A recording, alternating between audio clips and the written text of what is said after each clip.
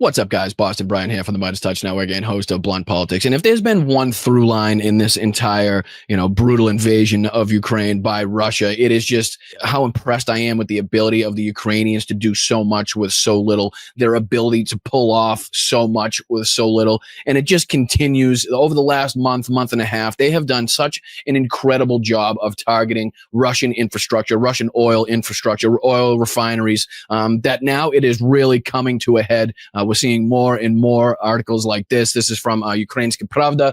Fuel crisis begins in Crimea as filling stations reportedly run out of petrol. As of 24 September, all grades of petrol, including the premium A100, have completely disappeared from filling stations in Russian-occupied Crimea. A local human rights activist who asked to remain anonymous said, "The thing the Crimeans were afraid of has happened. The filling stations have no petrol and many are shutting down altogether so they don't have to pay their staff. The fuel collapse has begun, has hit both ordinary Crimeans and businesses." The activist noted that while the state-funded companies are still receiving fuel ration coupons, albeit in minimal amounts, private firms and companies are facing major problems and suffering heavy losses due to the breakdown of their transport operations. There are fewer cars on the road. The fixed route minibuses are packed because people can't drive. Many people are openly voicing their anger, blaming the incompetence of the Kremlin leadership, which is not something you openly hear a lot, the activist added.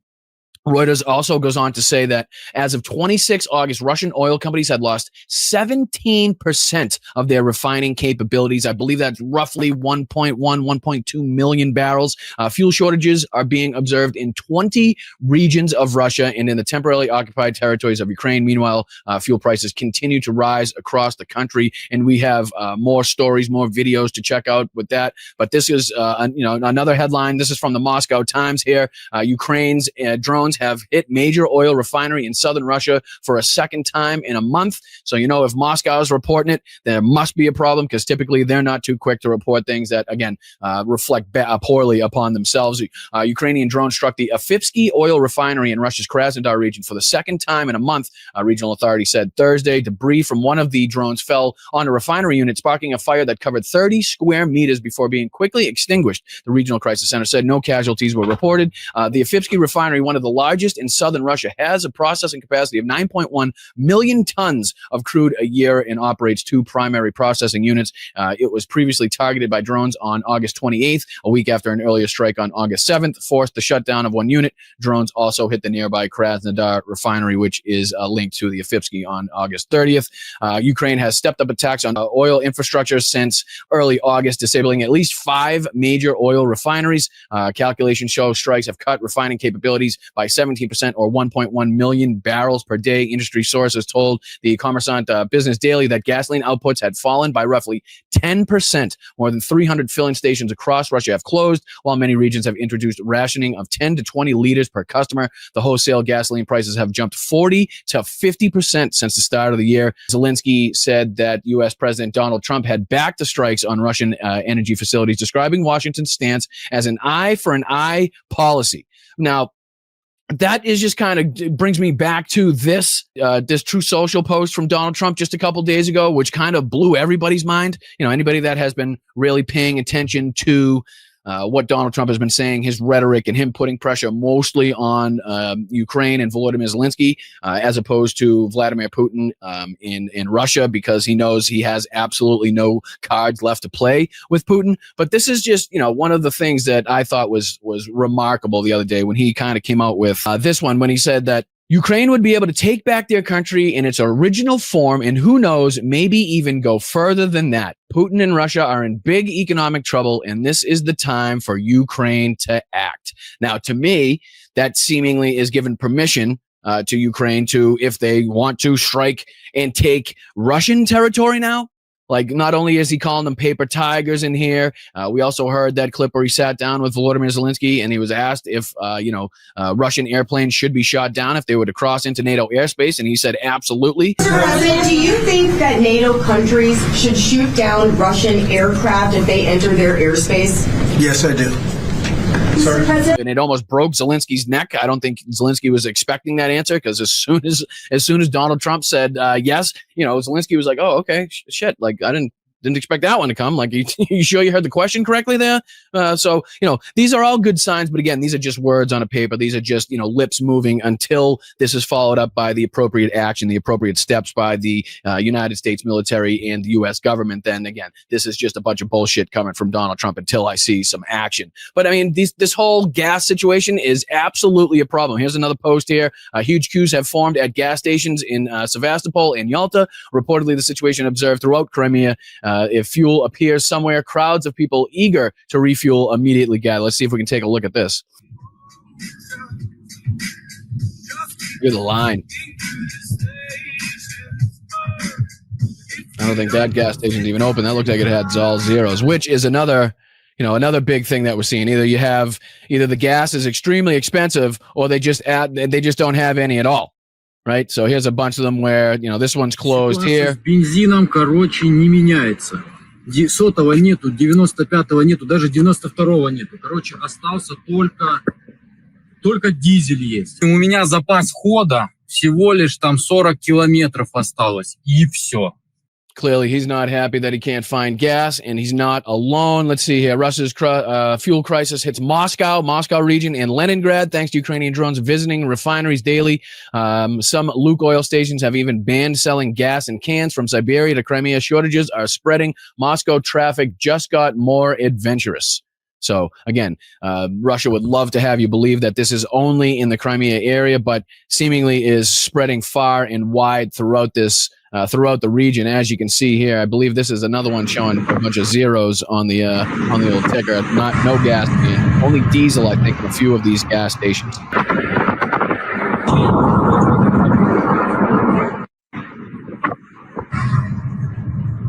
Which is a sight to see.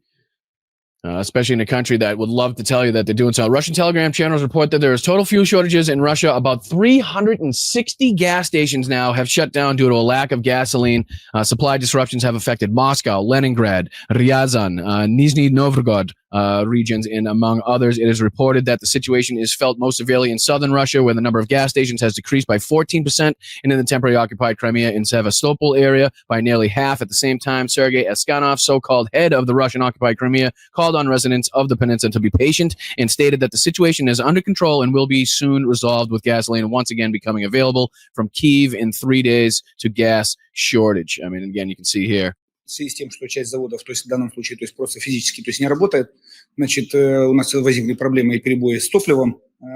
Гарантированная ситуация в течение 2 дней поправится полностью по 95-му бензину, и в течение 2 недель максимально это будет решен вопрос по наличию 92-го бензина. Значит, по дизельному топливу проблем нет, наличие необходимый объем имеется.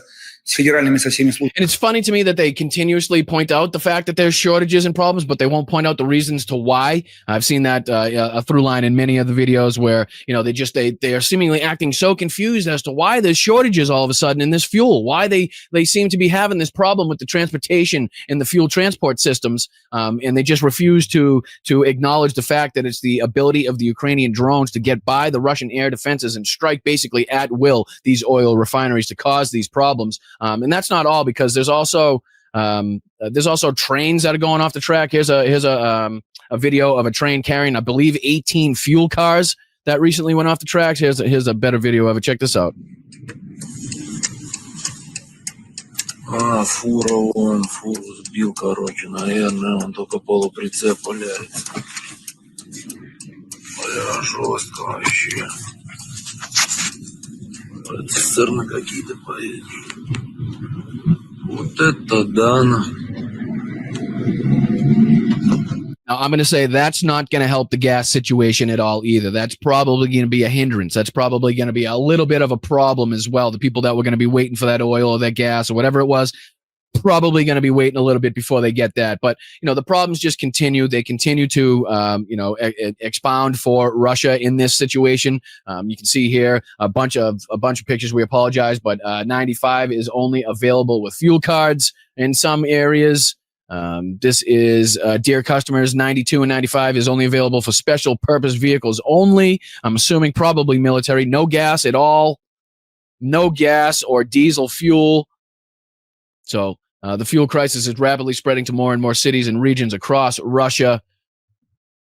So it's amazing to see Ukraine's ability here. And it's good to see at least the change in rhetoric over the last couple of days that we've seen from Donald Trump. But again, that means absolutely nothing if it's not backed up with, again, policies, if it's not backed up with action. So we want to continue to see, that continue to be a positive change in things. Again, being able to have the president of the United States out there saying absolutely shoot down those Russian jets if they enter NATO airspace is a huge change to the situation, as you could tell by Zelensky's reaction to his answer to that question. But I just wanted to continue to point out the ability of the Ukrainian military and the determination they have in order to continue to fight for their homeland and strike deep inside of Russia to make sure that they are striking it and inflicting the maximum amount of damage to these military targets. Again, military targets used for military purposes, unlike what the Russians are doing, continuously targeting shops and shopping centers and schools and hospitals and courts and hotels and things where only civilians are staying, where they have absolutely no military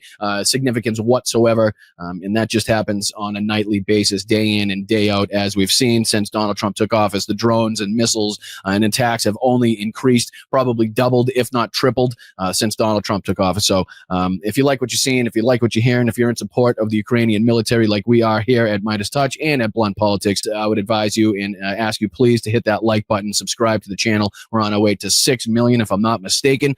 So I appreciate you guys. Make sure you're checking out MeidasTouch at patreon.com/MeidasTouch. You can also check out more of me, Boston Brian, and Blunt Politics at patreon.com/Boston Brian. I appreciate you guys very much. Get out of your seats, get into the streets, find your nearest protest, find your nearest rally. Stay loud, stay proud, stay aggressive, but keep your head on a swivel. All right, there. I'll see you next time. I'm Boston Brian. Continue to kick ass, guys. All right, see you later. Slava Ukraini. Love this video? Support independent media and unlock exclusive content, ad-free videos, and custom emojis by becoming a paid member of our YouTube channel today. You can also gift memberships to others. Let's keep growing together.